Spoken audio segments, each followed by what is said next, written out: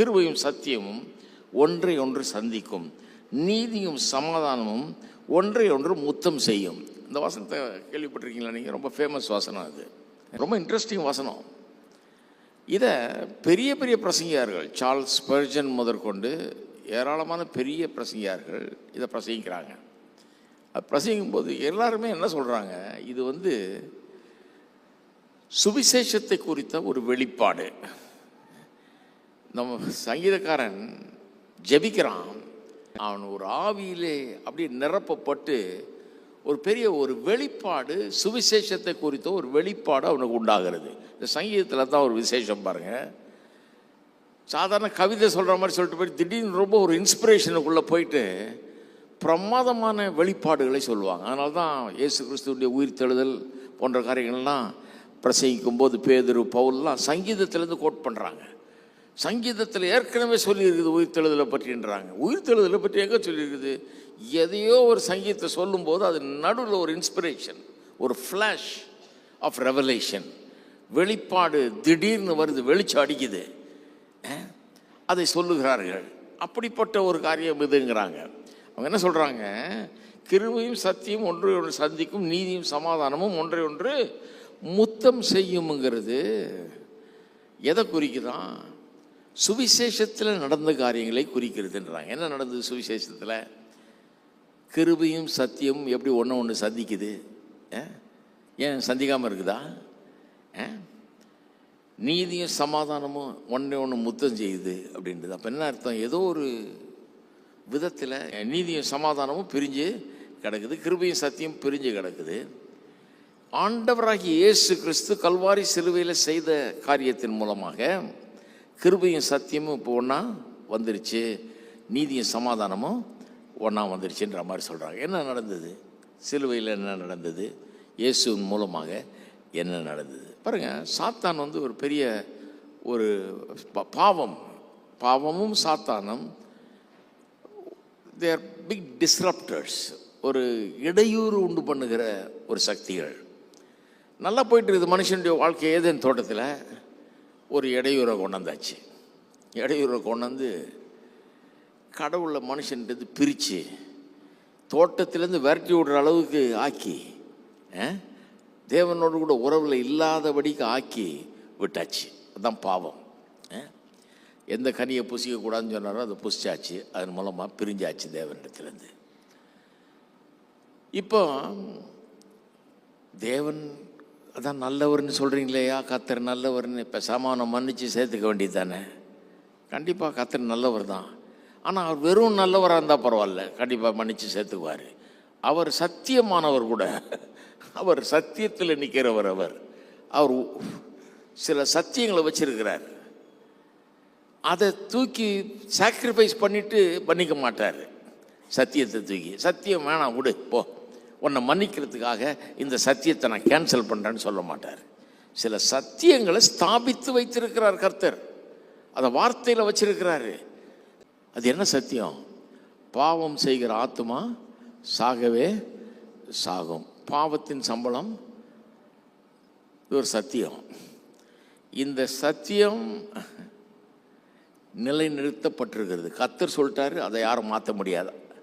அவரே கூட அதை மாற்ற மாட்டார். ஏன்னா அவர் மாற்றிட்டாருன்னு வைங்க, அவர் அதை தூக்கி எறிஞ்சிட்டு நம்மளை, சரி நான் சொல்லிட்டேன் பாவம் செய்கிற ஆத்மா சாகவே சாகும்னு, இருந்தாலும் கொஞ்ச நேரம் அதை ஓரமாக வச்சுட்டு உன்னை மன்னிச்சிடறேன் நான் சேர்த்துக்கிறேன் அப்படின்னாருன்னா அப்புறம் எது சொன்னாலும் நம்ப மாட்டீங்க நீங்கள். அவர் ஏன்னா அப்படி தான் சொல்லுவார், அப்புறம் அட்ஜஸ்ட் பண்ணுவார், இப்படி சொல்லுவார், ஆனால் செய்கிறது வேறு யாருக்கும் அப்படின்னு. அதனால தான் சின்ன பிள்ளைகளெல்லாம் வளர்க்கும்போது கூட சொல்கிறாங்க, ஒரு பிள்ளைகிட்ட ஒன்று சொன்னீங்கன்னா கண்டிப்பாக செய்யுங்கன்றாங்க. சொன்னது நான் சாயந்தரம் வர்றேன் உன்னை வெளியே கூப்பிட்டு போகிறேன்னு சொன்னால் கண்டிப்பாக செய்யுங்க. எப்படி என்ன ஆனாலும் சரி, யாரோ கூப்பிட்டா நீங்கள் பாட்டுங்க அவங்க கூட ஒரு நண்பனோட போயிடக்கூடாது. அவ்வளோ சுலபமா அது சின்ன பிள்ளை தான் நாளைக்கு பார்த்துக்கலாம் அப்படி கிடையாது. நாளடைவில் உங்கள் பிள்ளை உங்கள் மேலே இருக்கிற நம்பிக்கையை இழந்துடும். ஏன்னா ஒரு தடவை அப்படி தான் சொல்லுவார், வருவாரா என்ன யாருக்கு நடுவில் எவனா வந்தான்னா வா அங்கே போகலான்னு போயிடுவார் அவர். எங்கள் அப்பா அப்படி தான் அப்படின்னு நினச்சிடும் பிள்ளை. அதனால் சொன்னதுக்காகவே நம்ம செய்யணும் அப்படிங்கிறாங்க. அந்த பிள்ளை எவ்வளோ நம்மளை நம்புதோ அப்படி தான் கடவுளையும் நம்ப ஆரம்பிக்கும். ஏன்னா கடவுளும் ஒரு தகப்பன் தானே. அப்போ நம்ம கடவுளை பற்றி போதிக்கும் போது, ஓஹோ, அவர் உங்களை விட நல்ல தகப்பனா, உங்களோட 1000 மடங்கு நல்லவரா அப்படின்னா சிந்திக்க முடியும். இவர் மோசமானவராக இருந்து வரேன்னு சொல்லிட்டு 1 மாதமாக டெமிக்கி கொடுத்துட்டு இருக்கிற ஆள் கடவுளை பற்றி சொன்னால் பிள்ளை என்ன நினைக்கும்? அவர் வந்து தகப்பன்றாரு, இவருக்கு மேலே இருப்பார் பிள்ளை இருக்கு, இவர் சொன்னதே செய்கிறதில்லை, அவர் எங்கே செய்ய போகிறார், அப்படி தானே யோசிக்கும். பாருங்க, எல்லாம் கனெக்டட் எல்லாம். அப்போ கர்த்தர் சொல்லிட்டதுனாலே அதை செஞ்சாகணும். எந்த அளவுக்கு அதை அவர் செய்தாகணும்னா, அவர் வார்த்தையின் தேவன், அவருடைய வார்த்தையை அவரே மாற்றிக்க மாட்டார். அதனால் அவருடைய வார்த்தையை மெய்ப்பிக்கிறதுக்காக, அதை நிறைவேற்றுவதற்காக தான் இயேசுவை சிலுவையில் எல்லாரையும் ஒப்பு கொடுத்தாருன்னு பைபிள் சொல்லுது. இல்லைன்னா இயேசு சிலுவையிலேயே மறிக்கணும், வேறு விதத்தில் நம்மளை மன்னிச்சிருக்கலாமே. சிலுவையில் அவர் மறிக்க வேண்டியதே இல்லையே. எதுக்கு தன்னுடைய குமாரனை அனுப்பி சிலுவையில் மறிக்க செய்து அதன் மூலமாக நமக்கு வேறு வழியே இல்லையா? வேறு வழி உண்டாக்க முடியாது அவரால்? வேறு வழி இல்லை, உண்டாக்க முடியாது. ஏன்னா அவர் சொல்லிட்டார், பாவம் செய்கிற ஆத்மா சாகவே சாகணும். அப்போ நம்ம சாகணும், நம்ம பாவத்துக்காக நம்ம சாகணும். நம்ம செத்தா அப்புறம் நம்ம எப்படி ரட்சிக்கப்படுறது? செத்தா தான் கல்லறைக்கு போயிடுவோம், அப்புறம் எப்படி ரட்சிக்கப்படுறது? அப்போ நம்மளை ரட்சிக்கணும், ஆனால் அதே நேரத்தில் நம்ம சாகவும் செய்யணும் பாவத்தின் நிமித்தமாக. எப்படி பண்ணுறது? அதுக்கு தான் நமக்கு பதிலாக தம்முடைய குமாரரை அனுப்பி நம்முடைய பாவத்தை எல்லாம் அவர் மீது வைத்து நம்முடைய பதிலாளாக அவரை சிலுவையில் அறைந்து அவரை கொல்ல ஒப்பு கொடுத்து பலியாக்கி, அதனால தான் அவர் பலி. அந்த ஒரு மனுஷன் உலகத்தின் பாவத்தை சுமந்திக்கிறார். சிலர் சொல்லலாம், ஒரு மனுஷன் அப்படிங்க எல்லா பாவத்தையும் சுமந்து. ஏன்னா அவர் சாதாரண மனுஷன் இல்லை, உங்களை என்னை மாதிரி மனுஷன் இல்லை. உங்களை என்னை மாதிரி ஒரு ஆள் எல்லாருடைய பாவத்தையும் சுமக்க முடியாது. அவர் யார்? தேவகுமாரன், தேவன், மாம்சத்தில் வெளிப்பட்ட தேவன். அவர் யாருங்கிறதுனால உலகத்தின் பாவத்தை அவ்வளோத்தையும் அவர் சுமக்க முடியும். அவர் செய்கிற அந்த பிராயச்சித்தம், அவர் தன்னை பலியாக ஒப்பு கொடுக்கும்போது அதன் மூலமாக உண்டாகிற மீட்பு உலகம் முழுவதுக்கும் பாவ மன்னிப்பு கொண்டு தர முடியும். எல்லாம் அவர் யாருன்றதை பொறுத்து இருக்கு.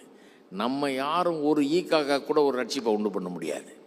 ஆனால் அவர் ஒருத்தர், அவர் சிந்துகிற ரத்தம் அவ்வளோ விலையேறப்பட்டது. ஏன்னா அவர் தேவன், சர்வ வல்லமுள்ள தேவன், எல்லாத்த காட்டிலும் பெரியவர். அவருடைய மரணம், அவருடைய உயிர்த்தெழுதல், அவருடைய பாடுகள் நம்ம எல்லாம் குணமாக்குகிறது. அவருடைய தழும்புகளால் நாம் எல்லாரும் குணமாகிறோம். அவருடைய ரத்தம் நம்முடைய சகல பாவங்களை சுத்திகரித்து நம்மை கழுவுகிறது. அப்போ சத்தியத்தை நிலைநாட்டு, அவர் சொன்ன சத்தியத்தை அப்படியே நிலைநிறுத்துறதுக்கு என்ன பண்ணுறாரு பாருங்க கர்த்தர். சிலுவையில் தன்னுடைய குமாரனை சாக ஒப்பு கொடுக்கிறார். அந்த சத்தியம் நிலைநிறுத்தப்பட்ட உடனே இந்த கிருபை நமக்கு காட்ட முடியுது, தயவை நமக்கு காட்ட முடியுது, காருண்யத்தை நம் இது பொழிந்தருள முடிகிறது. இதை பண்ணாமல் அதை பண்ண முடியாது அவர். ஏன்னா அவர் வெறும் கிருபையின் தேவன் அல்ல, வெறும் நல்லவர் மட்டும் அல்ல, அவர் சத்தியத்தின் தேவன். ஆகவே சத்தியத்தையும் நிலைநிறுத்தணும், கிருபையும் நிலைநிறுத்தணும். அதுக்காக தான் சிலுவை. அப்படிதான் கிருபையும் சத்தியமும் ஒன்றை ஒன்று சந்தித்தது. எங்க சந்தித்தது? சிலுவையில் சந்தித்தது. ரெண்டும் தேவை. தேவனுடைய கிருபையும் அவர் காட்டணும், அவருடைய சத்தியத்தையும் நிலைநிறுத்தணும். ரெண்டுத்தையும் எங்கே செய்தார்? சிலுவையின் மூலமாக செய்தார். அதே மாதிரி தான் நீதியும் சமாதானமும். ரோமர் 5:1 சொல்லியிருக்கு இல்லையா? ரோமர்களது நிருபம் 5ஆம் அதிகாரம் 1ஆம் வசனம் பவுல் இப்படி சொல்றார், நாம் விசுவாசத்தினாலே நீதிமான்களாக்கப்பட்டிருக்கபடியால் நம்முடைய கர்த்தராகிய இயேசு கிறிஸ்து மூலமாய் தேவனிடத்தில் சமாதானம் பெற்றிருக்கிறோம். நீதிமான்களாக்கப்பட்டிருக்கிறபடியால் சமாதானத்தை பெற்றிருக்கிறோம் இல்லையா? நீதிமான் ஆகலைன்னா சமாதானத்தை பெற முடியாது. அப்போ நீதிக்கும் சமாதானத்துக்கும் உள்ள சம்மந்தத்தை பாருங்க. நீதியும் சமாதானம் ஒன்றை ஒன்று முத்தம் செய்ததுன்னு சொல்லுது. they kissed each other. நீதியும் சமாதானமும் ஏன் பிரிஞ்சு இருந்தது? நீதியும் சமாதானமும் ஏன் முத்தம் செய்ய முடியாமல் இருந்தது? பாருங்க, தேவன் சமாதானத்தை தர விரும்புகிறார். ஆனால் அங்கே நீதி இருக்கணும். நீதி இல்லாமல் சமாதானத்தை தர முடியாது. அதனால் நீதி எப்படி தர்றார் தேவன்? நீதி பாருங்கள், நம்முடைய நீதியை கொண்டாட சொல்லல அவர். நம்முடைய நீதி எவ்வளவு நம்ம நல்லவர்களாக இருந்தாலும் அது குப்பை, அது குப்பையும் தூசியுமாக இருக்குது, அழுக்கும் கந்தையுமாக இருக்குதுன்னு வேதம் சொல்லுது. நம்முடைய சிறந்த நீதியை கொண்டாந்தாலும் அது அவருக்கு ஏற்றுக்கொள்கிற மாதிரி இல்லை. அதனால தான் மார்ட்டின் லூத்தரை வெறுத்து போயிட்டார். அவர் போய் ஒரு நாள் முறையிட்டார் அவர் வயதான போதகர்கிட்ட, ஐயா இது என்னது இது, அவருக்கு கடவுளுக்கு முன்னால் நீதிமானாக இருக்கணும்னு நான் விரும்புகிறேன். படிக்கட்டு மேலே அவங்க கோயிலில் முட்டிக்காலே ஏறுவாராம் போய் ஜெபம் பண்ணுறதுக்கு. தன்னுடைய பாவத்து நிமித்தமாக அதை பண்ணி ஆண்டவரே அப்படின்னு சொல்லி தன்னைத்தானே வருத்தி கொண்டு முழங்காலே ஏறுவாராம் பாருங்க. முழங்கல்லாம் காப்பு காய்க்கிற வரைக்கும் முழங்காலே ஏறுவாராம். உபவாசம் இருப்பாராம் ரொம்ப. ஏன்னா என் பாவத்துக்காக அது சரி பண்ணணும், ஏன்னா என் பாவம் நீங்கணும், நான் நீதிமானம் ஆகணும், எவ்வளோ நல்லவனாக இருக்கணும், அதை விட்டுறேன் இதை விட்டுறேன், இப்படி பண்ணுறேன் அப்படி பண்ணுறேன். நீங்கள் நம்ம ஊரில் நிறைய பேர் அந்த மாதிரிலாம் இருக்கிறாங்க. ஒருத்தர் ரெண்டு கூட சொன்னால் செருப்பே போடுறதில்லை நான். ஏன் என்ன அது ஒரு பிரதிஷ்டை, கடவுள் ஏதோ நோட்ஸ் எழுதுகிற மாதிரி நினச்சிட்டு இருக்காரு. ஓ செருப்பு இல்லையா, ப்ளஸ் பாயிண்ட்டு 10 பாயிண்ட் போடுறவனு. என்ன அது எங்கே என்ன எந்த கிறிஸ்டியானிட்டி இது? அந்த மாதிரிலாம் இருக்கிறாங்க. மார்ட்டின் லூத்தர் அதில் ரொம்ப ஆழமாக இருந்தார். தன்னுடைய கிரியை அதன் மூலமாக எப்படியா கடவுளுக்கு முன்னால் தன்னை தகுதிப்படுத்தி கொள்ளணும்னு முயற்சி எடுத்துகிட்டு வெறுத்து போய் சொன்னாராம் அந்த ஊழியக்கார்ட்ட போய், வயசான ஊழியக்கார்ட்ட, நம்ம கடவுள் ரொம்ப மோசமானவருங்க, நீதிமானா இருன்றாரு, நான் எவ்வளவு நீதியை செஞ்சாலும் எனக்கு சமாதானம் வரமாட்டேங்குது. ஏன் நீதி எனக்கு சமாதானத்தை தர முடியாது? ஏன்னா என்னுடைய சிறந்த நீதியெல்லாம் அழுக்கும் கந்தையுமா இருக்குன்றாரு. என்னுடைய பெஸ்ட்டு ரேக்ஸ்ன்றாரு, அழுக்கும் கந்தைன்றாரு. அப்போ நான் எப்படி சமாதானத்தை அடையிறது? சமாதானமே வரமாட்டேங்குது, எனக்கு தூக்கமே வரமாட்டேங்குது, பாவி பாவி பாவின்னு என் உள்ளம் சொல்லுது. அந்த வயசானவர் சொன்னார், போய் ஜெபம் பண்ணு, ஆண்டவர் உனக்கு வெளிப்படுத்துவார்னார். கடவுள் நல்லவர் தான். இவர் போய் அதுக்கப்புறம் சங்கீதத்தை வாசிச்சிருக்கிறாரு, ரோமர்கள் நிருபத்தை வாசிக்கிறாரு, போதிக்கிறார் மக்களுக்கு. ஒரு செமினரில் ப்ரொஃபஸராக இருந்தார் பாருங்கள், பிஹெச்டிலாம் படித்தவர் அந்த காலத்துலேயே, போதிக்கிறாரு. திடீர்னு ஒரு நாள் வெளிச்சம் அடிச்சு தான் அவருக்கு. ரோமர்கள் நிருபம் 1ஆம் அதிகாரத்தில் ஒரு வசனம் வெளிச்சம் அடிச்சிருக்குது. என்ன வெளிச்சம் அடிச்சிருக்குது? கடவுள் காமிச்சாராம், பா உன் நீதியை நீ தர்றதுக்கு கொண்டு வர்றதுக்கு நீ எவ்வளோ முயற்சி எடுத்துகிட்டு இருக்கிற, முழங்காலே நடக்கிற, உபவாசம் இருக்கிற, அதை பண்ண இதை பண்ண, இத்தனை சாதனை பண்ணேன்ற, இத்தனை மணி நேரம் ஜெபம் பண்ணேன், அதை விட்டுட்டேன் இதை விட்டேன் எல்லாம் சொல்கிற, உன் நீதி ஆகவே ஆகாது. நான் எதை ரிக்வயர் பண்ணுறேன்னா என்னுடைய நீதி மாதிரி இருக்கணும், நான் ஏற்றுக்கொள்கிற மாதிரி இருக்கணும், அது என்னுடைய நீதி தான் நான் ஏற்றுக்குவேன், என்ன மாதிரி நீதி இருக்கணும் அப்படின்றார். அப்போ நீ அதை தர முடியாதுன்னு எனக்கு நல்லா தெரியும். நீ தர முடியாத நான் உன்கிட்ட கேட்கலையே, நீ தர முடியாதுன்னு நினச்சி தான் நான் என்னுடைய நீதியை உனக்கு தந்திருக்கிறேன். 2 Corinthians 5:21. பாவம் அறியாத அவரை தேவன் பாவமாக்கினார். ஏன்? நீதி அறியாத நம்மை நீதியாக்கும்படியாக. பாவமே அறியாதவர் எப்படி பாவமாக முடியும்? தெய்வ செயல். அதே கடவுள் இப்படி திரும்பி நீதியை அறியாத நம்மை நீதிமானாக்குகிறாரு, அது எப்படி? தெய்வ செயல். பாவமே செய்யாத ஒரு ஆள் பாவம் ஆயிட்டாரு, நீதினா என்னன்னு தெரியாத நான் நீதிமான் ஆயிட்டேன். இதை பற்றி யோவான் நல்லா சொல்கிறார். இது ஒரு பெரிய வெளிப்பாடு பாருங்க. யோவான் சொல்கிறாரு, நீ உங்கள் சகோதரனில் கிரியை காட்டி அன்பு கூர்ந்தால், கிரியையினாலே அன்பு கூர்ந்தால், வெறும் பேச்சினால் அல்ல, வசனத்தினால் அல்ல, கிரியினால் அன்பு கூர்ந்தால் நீங்கள் சத்தியத்துக்குள்ளே இருக்கிறீங்க அப்படிங்கிறத நிச்சயித்து கொள்ளலாம் உங்கள் இருதயத்தில். ஆனால் உங்கள் இருதயமே உங்களை ஆக்கினைக்குள்ளாக தீர்க்குமானால் கர்த்தர் உங்கள் இருதயத்தை காட்டிலும் பெரியவர், அவர் சகலத்தையும் அறிந்திருக்கிறார். இது என்ன அர்த்தம்? நிறைய பேருக்கு வழங்குறதே இல்லை. இது என்ன சொல்கிறாரு? நீ செய்கையினால அன்பு காமிச்சினா அது என்னத்தை காமிக்குது? நீ சத்தியத்துக்குள்ளே இருக்கிற, ஆண்டவருக்குள்ளே இருக்கிற அப்படிங்கிறத காட்டுது. ஆனால் நம்ம எவ்வளோ நீதியாக நடந்துக்கிட்டால் கூட, நம்ம நடக்கையில் எவ்வளோ நல்லா நடந்துக்கிட்டால் கூட நமக்குள்ள 1000 குறைகள் இருக்கிறதுன்றதை நம்ம இருதயமே சொல்லுது. நம்ம இருதயம் நம்மளை கண்டனம் பண்ணுது இல்லையா? நம்ம எங்கேயும் திருடல, எதுவும் போய் சொல்லல, எதுவும் தப்பு பண்ணல, ஆனால் உள்ளத்தில் நிறைய தப்பு இருக்குது, எண்ணத்தில் நிறைய தப்பு இருக்குது. அதனால் நம்ம இருதயம் சரி, நீ ஒன்றும் அப்படி ஒன்றும் பரிசுத்தமாக கிடையாதுன்னு சொல்லுது. உன்னுடைய இருதயம் ஒன்று ஆக்கினைக்குள்ளாக தீர்க்குமானால் என்ன பண்ணுறது? இப்போது கர்த்தர் சொல்கிறாரு, இருப்பார், நீ உன் செயலை பார்க்குற, உன் இருதயம் என்ன சொல்கிறதுன்னு பார்க்குற. நான் என்ன சொல்கிறேன்னு பார்க்குறதே இல்லையே. நான் உன் இருதயத்தை காட்டிலும் பெரியவர். சிலுவையில் இயேசுவை பாவமாக்கி உன்னை நீதிமானாக்கி இருக்கிறேன், உன்னை நீதிமான்னு அறிவிச்சிட்டேன். அப்போ உன்னுடைய இருதயமே உன்னை ஆக்கினைக்குள்ளாக தீர்க்குமானால் நீ என்ன பண்ணணும்? இருதயத்தை நம்பாத, என்ன நம்பு. உன்னுடைய இருதயத்தை காட்டிலும் நான் பெரியவன், நான் சகலத்தையும் அறிந்திருக்கிறேன், என்ன நம்பு. நீ இதை ஒவ்வொரு நாளும் பண்ணுங்க. இதை நீங்கள் ஒரு நாள் கூட, நான் சொல்கிறேன் பாருங்க, இது நன்மையில் வச்சு ஒரு நாள் கூட நீங்கள் வெறும் உங்கள் இருதயம் என்ன சொல்லுதுன்னு நம்பிட்டு இருந்தீங்கன்னா கடவுளுக்கு முன்னால் வரவே முடியாது. ஏன்னா உங்கள் இருதயம் எப்போவுமே உங்களை ஆக்கினைக்குள்ளாக தீர்க்கும். ஏன்?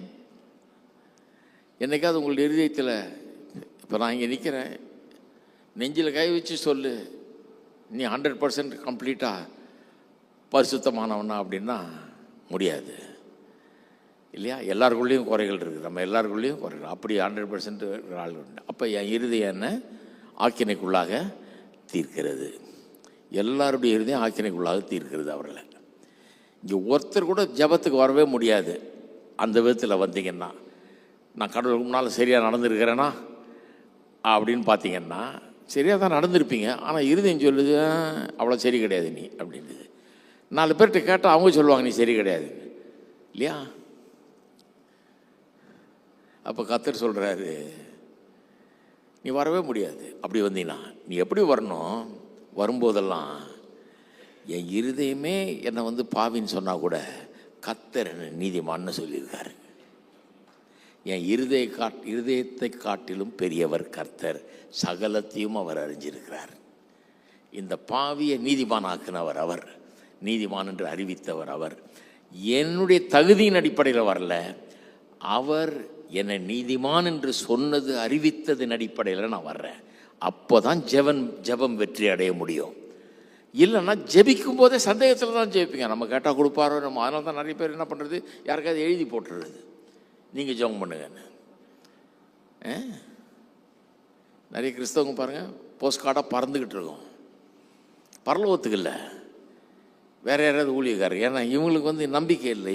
இவங்க கேட்டால் கிடைக்குன்ற நம்பிக்கை கிடையாது. நான் சொல்கிறேன், நீங்கள் கேட்டாலே கிடைக்கும். எப்போ கிடைக்கும்? உங்களுடைய இருதயம் உங்களை ஆக்கினைக்குள்ளாக தீர்க்குது, அதை விடாதீங்க. உங்கள் இருதயம் சொல்கிறத நம்பாதீங்க, கர்த்தர் சொன்னதை நம்புங்க. ஏன்னா கர்த்தர் உங்கள் இருதயத்தை காட்டிலும் பெரியவர். அவர் சகலத்தையும் அறிந்திருக்கிறார். அவர் சொல்கிறார் நீங்கள் நீதிமான். இப்போ நம்ம எப்படி ஜபத்துக்கு வந்தோம்? கர்த்தர் நம்ம நீதிமான்னு சொல்லியிருக்கார், அதுக்கு அதான் ஜபத்துக்கு வந்தோம்.